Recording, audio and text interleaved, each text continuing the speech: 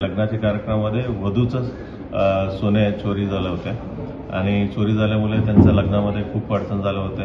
नंतर पोलीस स्टेशनला तक्रार दिलं आणि ते लॉन्समध्ये असलेले सीसीटीव्ही सर्व आम्ही अभ्यास केल्यानंतर त्यांचं एक छोटा मुलगा ज्याचं वय 10 ते 12 वर्ष असतं त्या मुलांनी हे जे सोन्याचं बॅग होते ते घेऊन जात असताना आपल्याला दिसून आलं आणि पुढील तपास सर्व केल्यानंतर आणि पुढील तपास म्हणजे ते कुठे गेलं, आणखीन कोणी साथीदार कुठे भेटले, सर्वच खूप मेहनत घेऊन तपास केला।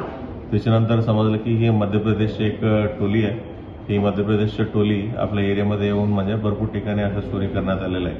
म्हणून आपलं एलसीबीचं आणि चाळीसगावचं एकत्रित करून म्हणजे एक टीम आम्ही मध्य प्रदेश राजगड जिल्ह्यामध्ये पाठवण्यात आल्या होत्या। तिथं आपलं टीम 10 दिवस मुक्कामी केलं आणि तिथलं जे मेन आरोपी जे या गुन्ह्यामध्ये इन्व्हॉल्ड आहे त्यांचं घर वगैरे शोधण्यात आलेलं आहे आणि तिकडनं आम्ही चाळीसगाव या ज्या वधूचं चोरी केलं होतं त्या गुन्ह्यामधलं चांदी, सोने आणि पैसे हे सर्व मिळून जवळपास आपण 12,97,000 रुपयाचं मुद्देमाल आम्ही जप्त करण्यात आलेला आहे।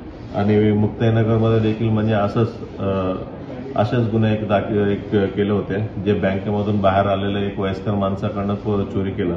त्या गुन्ह्यामधलं 1.5 लाख रुपये आम्ही पैशाचं जप्त करण्यात आलेलं आहे आणि बडगावमध्ये देखील म्हणजे असंच लक्ष विचलित करून म्हणजे एक पैशा चोरी केले होते त्या गुन्ह्यामधलं 1,35,000 रुपये जप्त करण्यात आलेले आहे। अमळनेरमध्ये देखील म्हणजे बँकाचं बाहेर पडल्या होत्या एक महिलांकडनं चोरी केल्या होत्या तिथे देखील म्हणजे आम्ही 40,000 रुपये जप्त करण्यात आलेले आहे। सर्व मिळून 16,22,000 रुपये मुद्देमाल आम्ही जप्त करण्यात आलेला आहे।